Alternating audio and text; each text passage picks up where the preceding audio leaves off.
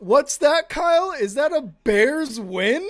Is that a Bears win we just got, Kyle? It depends. It's a Bears win, or it's 3 touchdown receptions by DJ Moore. DJ Moore. This is the DJ Moore that we thought we were going to get when the trade happened. And the first play of preseason was an 80-yard screen to DJ Moore, and it was like, their connection is something I have confidence in.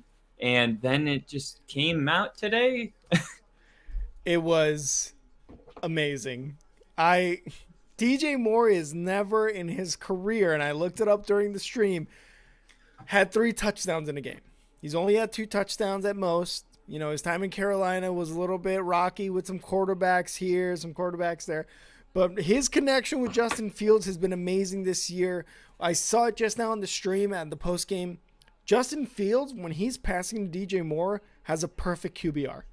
Isn't that insane? He has like over 500 yards completed to DJ Moore. And today, 230 yards, I believe, receiving for DJ Moore, 8 receptions, 3 touchdown passes. That was great. That was amazing. And So Kyle had on the Bears jersey on a little earlier before we started streaming, and that was cool too. Yeah, so it's called Instant Reaction. So the reason I loved this segment is because whenever your team wins, there's a lot of like emotions. And I would say the side of our brain that deals with logic and reason is not the part that we feel immediately, and that's when we get to really just see passion. So let me tell you, this is awesome because this is your team. So we'll get to experience this right now. Are the Bears back? God, I don't know. Here's the thing. I don't know. I really, really do not know, because the Bears have the Vikings next week. Then they got the Raiders. Then they got the Chargers. 3 games that they can possibly win. The Vikings have a very good offense, but their defense is dog shit. And if the Bears can continue this offensive outburst that they've been doing these last 2 games, they can make that a dub. They can make the Raiders a dub. The Chargers may be a bit of a more difficult game, but it can still be a dub. Wait, so they got Vikings next week? They got Vikings next week. Followed by the Chargers, the Raiders, and then the Chargers. Perfect, dude. Yeah. Because you're going to be on a 3-game win streak by the time that you play the Chargers, and this is going to be... I hope so. Well, what would your record be going into this game? 3-4. You'd be 3-4, 1 game out of 500. Yep. In a weak NFC where a 9-win team would make the playoffs. Sometimes when you count the losses, it gets confusing. But put it this way. If you beat the Vikings and you beat the Raiders, then you have Woo. then you have 3 wins. If you beat the Chargers, now you have 4, which means you need 5 more wins from November to the end of the year. Yep. And this is all like any team can make the playoffs that starts 0-4 only if they run the table. Yep. That's what Aaron Rodgers called it when he said we're going to run the table, and he meant it. And they won every game and went into the postseason. Does the Bears and Justin Fields and Matt Eberflus and all the question marks that have been come up now, because it's only been 4 weeks of losing, but if you really think about it, what's happening is there are years of Bears hurts coming out in these 4 games. Yeah. And it's not really fair to the team of this year to be compared to, Jay Cutler and Brandon Marshall, right? Yeah. So can the Bears in this team, can they run the table? And do you think fans after this win are going to ease up a little bit with we'll just blow the whole thing up and draft Caleb Williams? Because it just seemed a little dramatic to me, because from an outsider, I saw Justin Fields as the potential to be better than Lamar Jackson. And it's just so quick to flip like that. Dude, it's like, but the thing is, this happened last year, right? In our win against the Patriots, we're like, wow, that offense looked great. And then we played the Dolphins, and then it all went to shit after that. And that's the reason we went on a 14-game losing streak. Now, this offense, for some reason, I don't know what has gotten through Getsy. I don't know if it's the pressure. I don't know if it's just the offense wasn't clicking the first 3-4 weeks. Really 3 weeks, because against the Broncos, they looked really good. I don't know what it is, but he is calling really good games. Justin Fields is looking more comfortable in the pocket, but they are calling a lot. And this goes back to the Broncos game. They're calling a lot of passing plays as he's rolling out on the move, which he seems to do pretty well in. Now, a lot of these touchdowns, I think, were in the pocket for Justin Fields, just like they were last week against the Broncos. A lot of the completions, at least, were in the pocket. So what we're seeing as Bears fans is that Justin Fields seems to be a lot more comfortable in the pocket. Also, the offensive line, one of the biggest question marks coming into this season, even after drafting Darnell Wright, number 6, 7 overall, whatever it was a question mark. But they have been doing really well these last 2 weeks. With Tevin Jenkins back in this line, the line looked just as good, if not a little bit better. Tevin Jenkins, our first-round pick, I believe first-round pick from a couple of years ago, back in week 5 against the Commanders, did really well. This offense seems to be doing really well now. And 3 touchdowns to DJ Moore. Fields with 4 overall touchdowns. 280 plus yards passing. Didn't do too much with his legs like we were hoping for you, Kyle. Look, still did really well. Can I intervene right here? So Justin Fields, he was 15 for 29. You said that they went a little pass happy, but we also saw, for instance, when the Bengals played Thursday night 2 weeks ago, Joe Burrow had 31 pass attempts in the first half. Mm-hmm. So when you look at it, do you think the Bears? Now I'm trying to see, what I really want to know is who dominated time of possession. I would assume it was the Bears. But when I look at it, it almost looks like there weren't that many plays, only 29 passes, and I only see 10 carries. I was going to say, it was actually pretty even. Time of possession, Bears 30 minutes, 14 seconds. Commanders 29 minutes, 46 seconds. So even on the time of possession, the Bears just scored pretty quickly on their possessions and were able to get things done. Justin Fields did have 11 rushes for 57 yards. Some of those were not designed runs. Mm-hmm. But after Blazing Game came in, he had the 8 carries, and Rashawn Johnson had 3. So I guess the other rushers I didn't consider, and we'll talk about that. Khalil Herbert going down, stood on the sideline, got back up, came into the game, and then did a simple 36 run, but when he tried to cut, it wasn't there. It reminded me of the Boobie Miles when Boobie Miles came back from injury and he tried to cut. Luckily, he didn't get blasted on that cut. but it did appear that he couldn't go. Is that Yeah, something you're worried about? very much so, because again, I said it during the stream, Khalil Herbert is the back that we are heavily invested in after we had released Montgomery. Khalil Herbert is running back number one. Roshan Johnson seems to be number two. We do have Travis Homer and Deontay Foreman, former Carolina Panther for Foreman and former Seattle Seahawk for Homer, also waiting. But if Khalil Herbert is hurt going into next week, it's going to be rough, because it is going to be a Travis Homer, Deontay Foreman type of rushing game for next week, because the NFL is implementing that extra week of no games for people in concussion protocol, which Roshan Johnson was a part of today. It is concerning, though, for Khalil Herbert. He's our running back. He's our number one.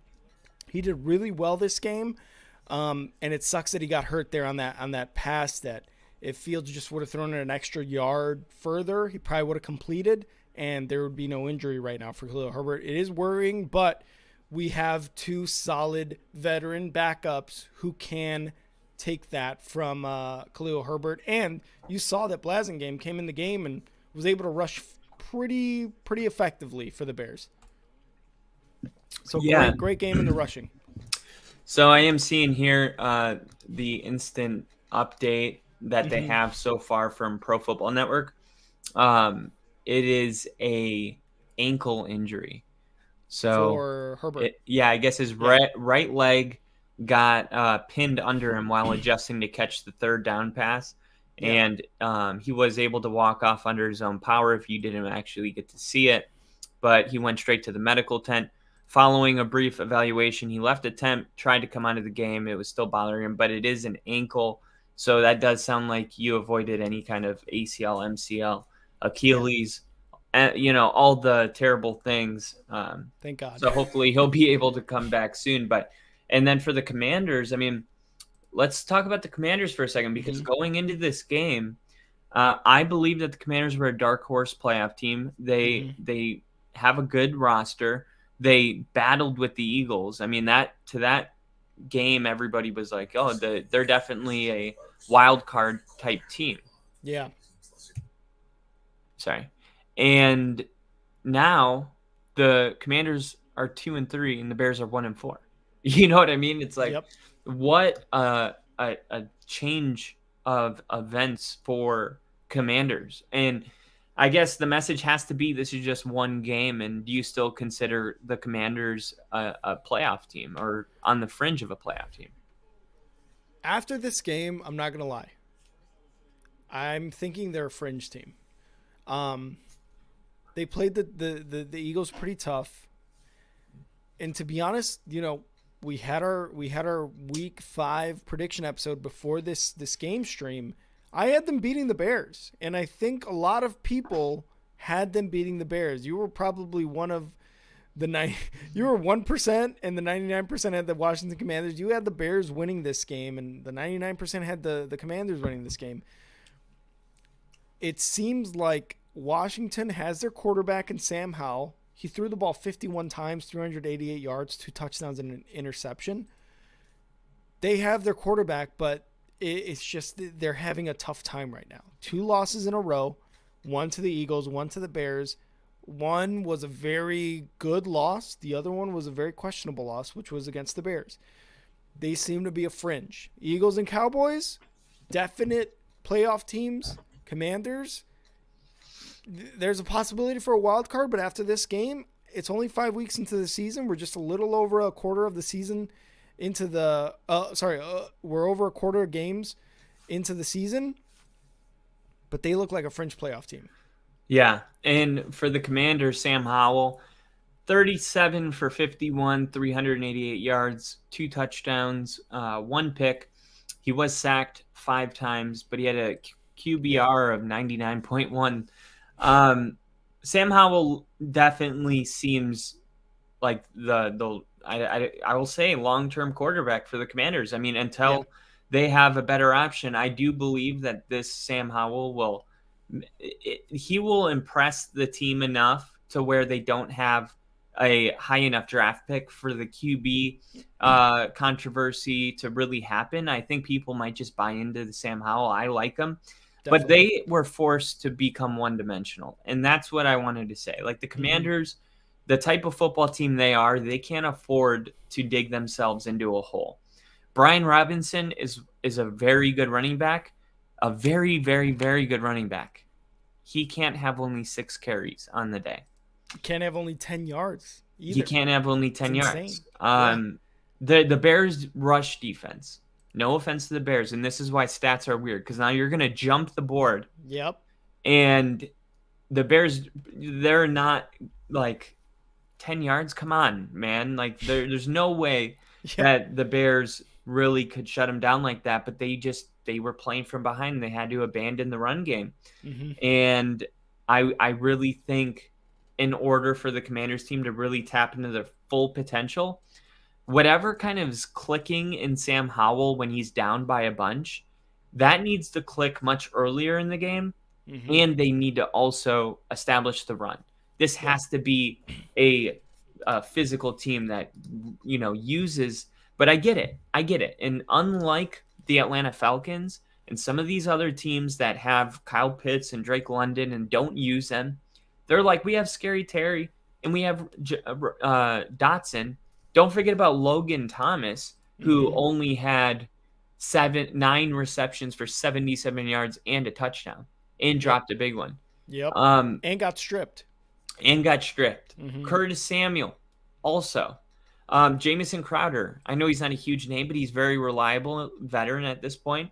I mean, I get it. Trying to force, your playmakers into the game. And honestly, I can respect it because you're losing, so you want to get them the ball. Yep. But on a regular Sunday, you're not down 24 points at halftime. Not this Commanders team. And I do like their chances moving forward, but I think I said it during the live stream, but not here. I've said it like 4 times up to this point, but the matchup with the Eagles and the 4-day turnaround, it's just too much. It's too physical. You know what I mean?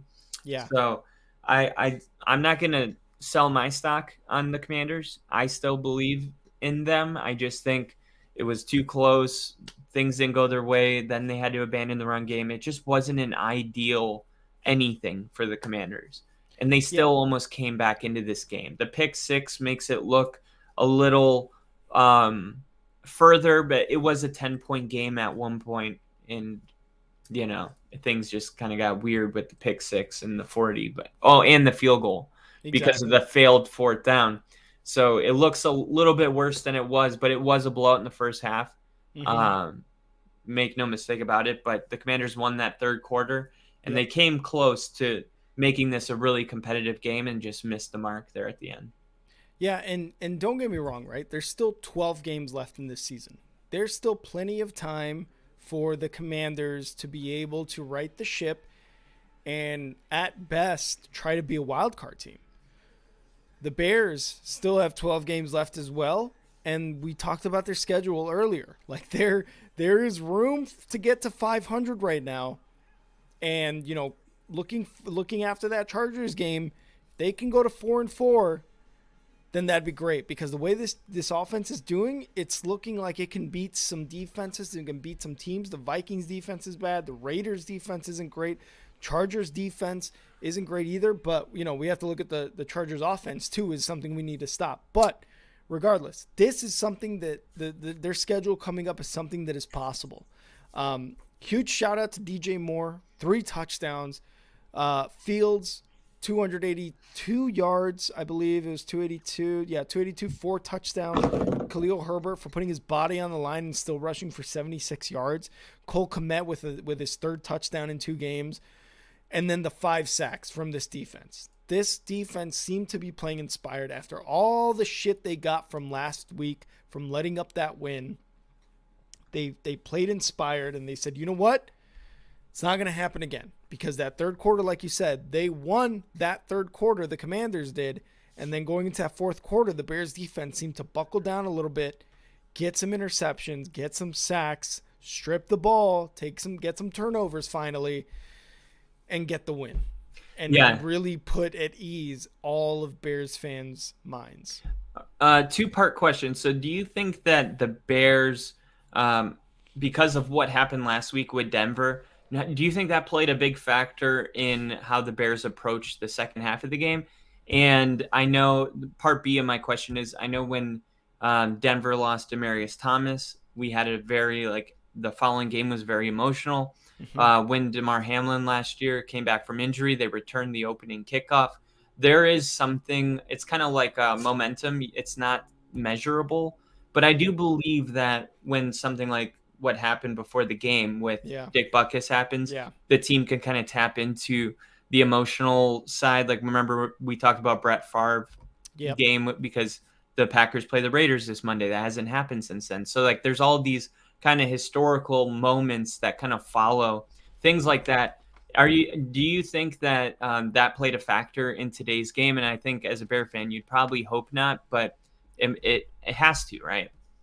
Yeah, I absolutely think the Butkus thing was something that they found out, maybe either in the locker room, pregame, whenever it did happen. It happened 2 hours or so before the game started, so they found out one way or the other.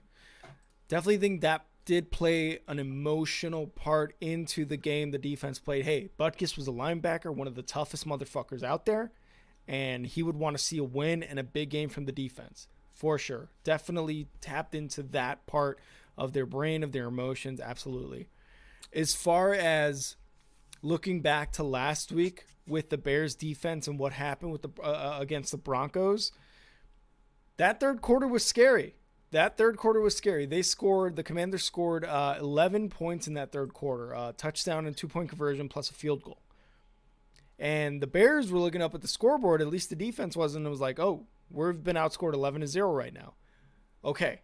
Either the team, the players themselves were like, hey, we need to shut these guys down, or Eberflus or one of the other defensive guys, somebody said something and was like, hey, we are not going to let this game slip away from our hands again. Let's buckle down. Let's do what let's do our assignments. Let's get some takeaways. Let's get some sacks. Yeah. Let's try to win this game. And that's exactly what they did. So did they look at it? Maybe. Did they think about it? Maybe. A lot of players will always tell you that game's gone. We're focused on the Commanders, but there's always that lingering thought, in my opinion. Yeah, of course. Going into something like that. They're still humans at the end of the day. Exactly. And Sertan was just talking about it because every Tuesday he's on DNVR podcast because it's Tuesday. Sertan the second. Yeah. Whatever. So, he was talking about how he's not really much of a vocal leader. He's like kind of quiet and just lets his play do the talking. But he said he had to actually step up, something he hasn't done since his Alabama days, and be like, this is not okay. What's going on right now. Do you guys have that guy on defense? On defense, I really don't know if we have that guy. I would say probably either Eddie Jackson or, to be honest, Brisker. Brisker is a second-year guy, but he's a dog on defense. I would lean more towards Eddie Jackson because he has been on this team the longest. I don't think Edmonds or TJ Edwards, even though they've been, there are veterans of the league, they haven't been on this team long enough to be able to be those voices in the locker room. Right. I think Brisker or Eddie Jackson are those guys, are two safeties to really kind of, rally the troops, I guess you would say, to a cause, whatever it may be. But I think those two are the loudest voices. Jalen Johnson, I don't know if he's really much a loud voice. He's definitely a veteran and a very good cornerback, but I don't know if he's that leader type of guy. Well, it does look like somebody definitely stepped up today. It'll be cool to see who it is. Absolutely. Steve here saying, always nice to see a future BK Burger flipper have their first win of the season. Thanks, Steve. Mile High. Kyle, your boy Mile High. Nice win. Well deserved. Yeah. Thank you. Reppin'. Dude, you're going to love this. I'm repping the Deerfield Beach Jerry Judy. There you go, Mile High. Look at that. Judy, number 4. This is his high school jersey. Bill saying, my stepbrother went there. Bill saying, I had zero faith in the Bears would win the game until the Butkus news hit. The script writers could not resist the storyline. How dare you, Bill? The script writers. If you're Grassy Posse, you know about the script. He does like the script videos. I freaking Yeah. love them. Yeah, I love it. The Washington Commanders do play the Atlanta Falcons next week, so that could be a winnable game for them. Yeah, that could be their 500 game. And then they play the Giants, and okay, they could be on a 2-game win streak potentially. Yep. Sorry, next thing you Bill, know, they're 4-3. Yep, and then they play the Eagles again. Oof. And then we're right back to where we started. Oof. This to me feels like a Commanders team that's going to do this. Yeah. Right. I can see that. So yeah, it's just one game. But moving forward, you guys next week playing the Vikings. Is it in Minnesota? I believe it is in Minnesota. Let you me guys check. Had to be on the road for this game, so that'd be week no, 6. it's in Chicago. It is in Chicago after this win in Washington. Yep. That might be a good momentum boost for the Bears. And then you're at home against the Raiders as well. Yep. So you got 2 home games to get you back to at 500, right underneath 500. Yeah, 3 and 4 if they can win the next 2. Yeah. So you just got to take care of your house, and then once you'll be riding a 3-game winning streak into Chicago, and by then this Bears team could be what we thought they were going to be in the beginning of the year. Justin Fields, is not a coincidence that his last 2 games have been his best games. Like to me, that show these aren't flukes. I don't think it's a fluke that Justin Fields just had 2 back-to-back great games. So this might just be like a late bloomer type season. I hope it is one of those things where he's just adjusting to being in the pocket more, and it took him 4 weeks. You know what I mean? Like I really do hope it's something like that, because I've said it before and I'll say it again. I want this guy to succeed. And at the end of the day, maybe it is or maybe it isn't in Chicago. I still don't think it's in Chicago with the way they've developed quarterbacks. But if he can have a winning record at the end of this year and be on the cusp of a playoff, possibly playoff wild card this year, that would put all my belief back into this team. If they can do that, that would be great. But again, I want him to succeed, whether that be here, whether that be somewhere else. And like you said, it's no coincidence that his last 2 games have been his best games as a Bear. We just need to see more of that, and we just need to see that consistency from that defense and Eberflus. Yeah, and I'm excited to see kind of like how the Eberflus thing moves forward, because if Bear fans back out, it's like, oh, we look like we're too emotional, If they don't want him to be fired because of 1 win, then they look like that. But if things are going well these last 2 weeks, you really don't want to make a big change. So it's kind of like, be careful what you wish for, because it might just not be a great time to stir the pot when you're coming off a 20-point win, Yeah. And I just, if the Bears can be good as they were today, as good as they were last week, even in a loss going forward, and they can beat teams convincingly, because what I don't want is the Bears to fall in that mediocre. Yes. Number 12 through That's number where 22. We live.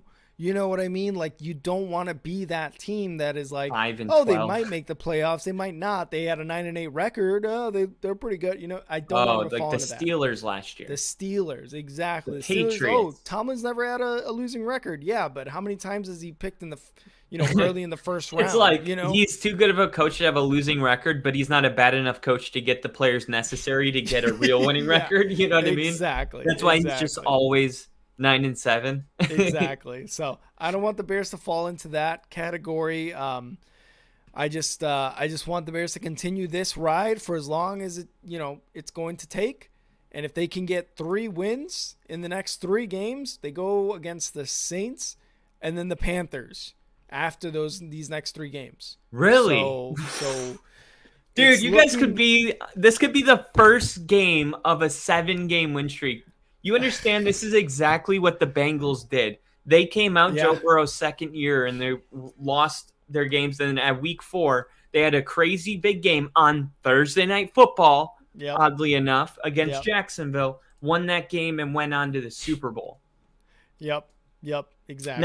Not to say Super Bowl, but we've seen this before. Every year there's a team that is a late bloomer, and then Detroit was a late bloomer last year. And think about it. In the grand scheme of things, if Justin Fields had to learn how to be a pocket quarterback and he did that in 4 weeks, that is not a long time. That is pretty incredible. If he You're just building my hope, Kyle. Stop it. No, Stop it. It's like, imagine what he can do in 5 weeks. Imagine what he can do in 6 weeks. Exactly. He's never played with these guys. Like, this is a lot of new stuff going on, and it seems like it's kicking right now. So if you're just joining fantasy football, Justin Fields had 33 points today. The big performer was 3 touchdowns. DJ Moore had 49 fantasy points. And Terry McLaurin only 8.9 today, so not much. And Logan Thomas probably had the biggest game for the Commanders just based on the box score. And here it is. He had 20 points today. Wow. He's actually on waivers. I'm just added him right now. So, yeah, but fantasy, just wanted to shout out some of the big scores. Congratulations. If you were a DJ Moore person and you stood by his side, you deserve this. By week 4, you deserve a big day. I know, because I've been waiting for Justin Fields for quite a bit. So yeah. And I just want to, before we get out of here, I just want to answer this question by Steve. How many wins do you need him to achieve to say keep him another season, Rick? To be honest, if Justin Fields can win 10 games or 11, which means 2 to 3 more losses the rest of the season, and he looks the way he did today, and maybe add in some rushing and some rushing touchdowns from him, keep Justin Fields on the team. If he can get a double-digit win season for the Bears and is doing the things he did today and last week against the Broncos, keep him another year, and let's run it back next year. Yeah, and we do have eyeballs, and you can tell when he's playing that he looks like he belongs in the NFL. He's throwing deep shots. He's throwing those corner balls in the end zone. Those touchdowns were good balls. The defense for the Commanders is like got a good front. So it's like, at the end of the day, we know that Justin Fields is a good quarterback. We see it, right? I don't understand people that are like, he's just a running back. Yeah. It's like, I don't know how you can think that if you've watched tape, because we've seen quarterbacks that are one-dimensional come into the league and get washed right out. We've seen those types of quarterbacks, and they don't make those kinds of throws. Like, I'm a very big proponent of when I see a quarterback even make one type of throw, I'm like, they belong. And that's all it takes. Yeah. Like when Anthony Richardson, he threw a beautiful ball in the preseason week 1. He had a roll out, threw a perfect ball. It was dropped, so no one talks about it. But that was the throw where you're like, okay, this guy can play in this league. Justin Fields has made that throw time and time again. So I think you should feel good moving forward. And I think it's really time to invest in Justin Fields for the Bears. I love it. KC said, don't stop talking like that because you're making me too optimistic. I'm already there, KC. And after this dub from the Bears, 40-20, as a Bears fan, I'm feeling good. Thank you guys for joining us. This was our instant reaction to Thursday Night Football, Bears at Commanders. Kyle, I will see you for our streams on Sunday. Wait. The Chives with Kyle. I did want to end this on the Bear statement they made today. He said, Dick was the ultimate Bear, one of the greatest players in NFL history. He was Chicago's son. He executed what our great city is all about, and not coincidentally, what George Hollis looked for in a player. Toughness, smart, instinctive, passion, and leadership. He refused to accept anything less than the best from himself or from his teammates. And then the commissioner, Roger Goodell, said Dick Butkus was a fierce and passionate competitor who helped define the linebacker position as one of the NFL's all-time greats. Dick's intuition, toughness, and athleticism made him the model linebacker whose name will forever be linked to the position and the Chicago Bears. 100%. That was a chat with Kyle. This was your instant reactions to Thursday Night Football, Bears versus Commanders. Kyle, I'll see you for the streams, brother. All right, brother. See ya! See ya!